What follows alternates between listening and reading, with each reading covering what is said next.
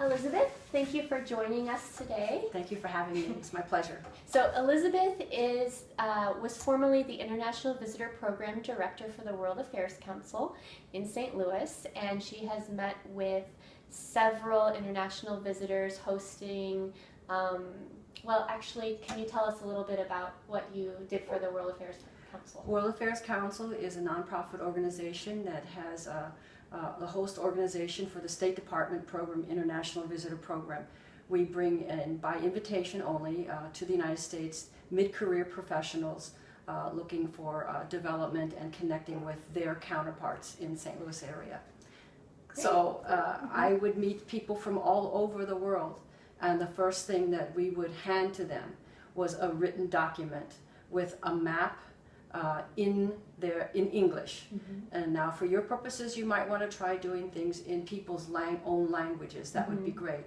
And if you can't get a written document in their language, a very good simple English document that has a map and directions and places of interest to them as they're getting involved in their community. The doctor's office, the supermarket, all the places that they need in their daily lives to function well. Okay, thank you. And what were some of the places specifically that your visitors wanted to go in St. Louis? Well, aside from their professional appointments that we would arrange based on their program goals and objectives, they wanted to go shopping. They wanted to see something cultural. St. Louis is a Soulard area was a very good place to take people because it was where, and Laclede's Landing, because these were the 2 points where people would get out and get first into St. Louis long ago.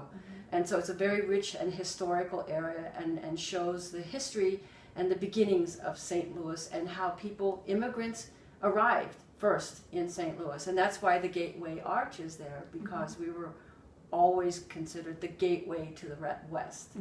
And then St. Louis is very known for its music. The St. Louis blues, even in China where I'm living now, this is becoming a very popular style of music, and St. Louis blues. And so you can wander around Laclede's Landing, Soulard, and hear some very excellent music. And while I'm mentioning Soulard, the Soulard Market, Soulard Farmers Market, is a great place to see wonderful food. A lot of times in foreign countries, this is the type of market is more common.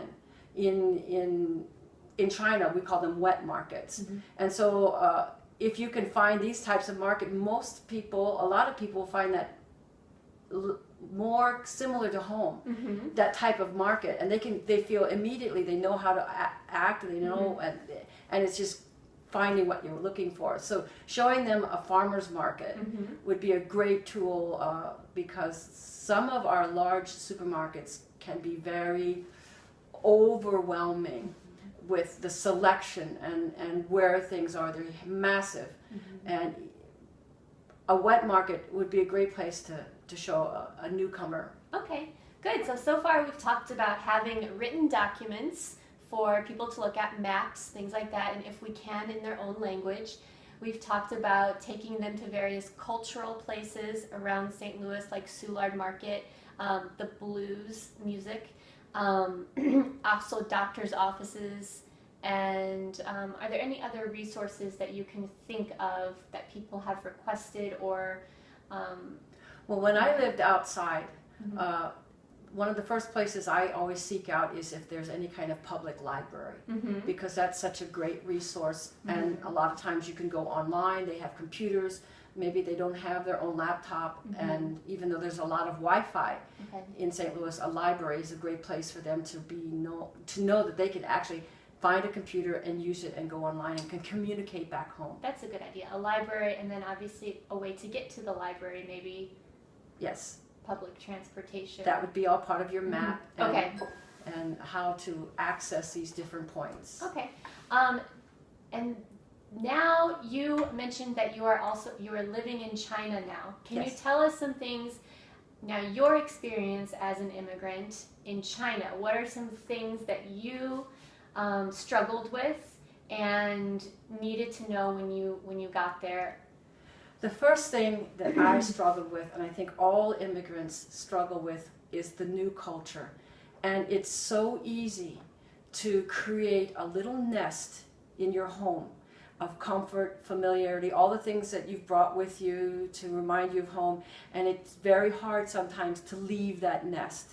Even to go, I can remember to go mail a postcard. It meant I was living on a university campus. It was such a challenge for me to walk across the campus. Everyone there was Chinese. There was no way I could hide who I was. I looked different. Just walking out the door sometimes took all the strength I had.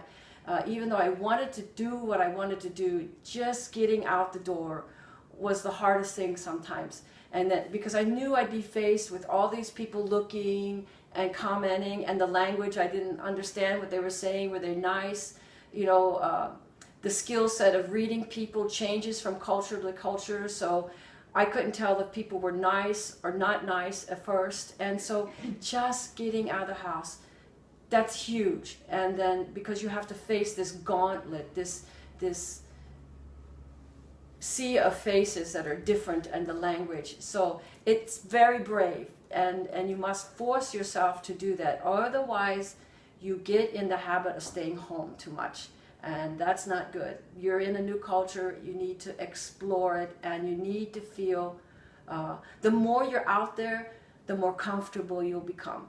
I promise you. I've been living now in China 10 years, and I don't even think of myself as a foreigner anymore until maybe somebody that's new to the area and doesn't know me goes, oh, Lawai, you know. Mm-hmm. Otherwise, that's the biggest challenge, is getting out.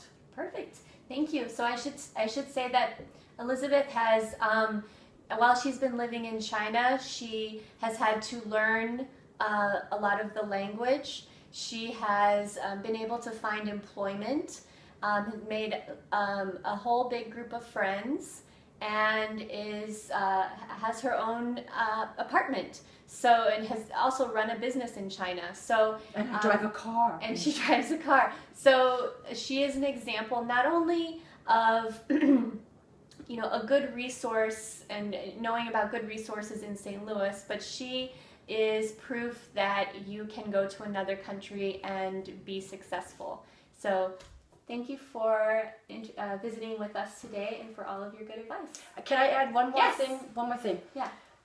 Culture doesn't mean one is right and one is wrong. And I've had to modify myself in order to, but not totally. I mean, there's parts of me that will always be who I am. My culture is me, and I can never change that. But there are some things in etiquette and behavior that you need to observe and modify if you can. And that will go a long way in making friends and getting you involved more closely with the people that are living there.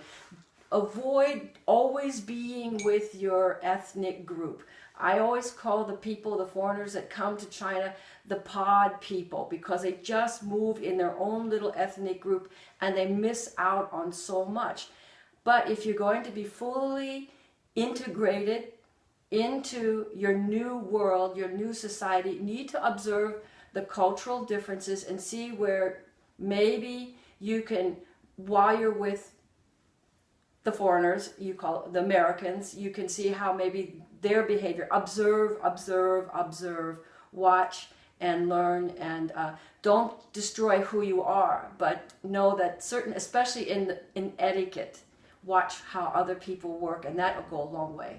Great. That's all. Thank you so much. You're welcome. Thank you for having me.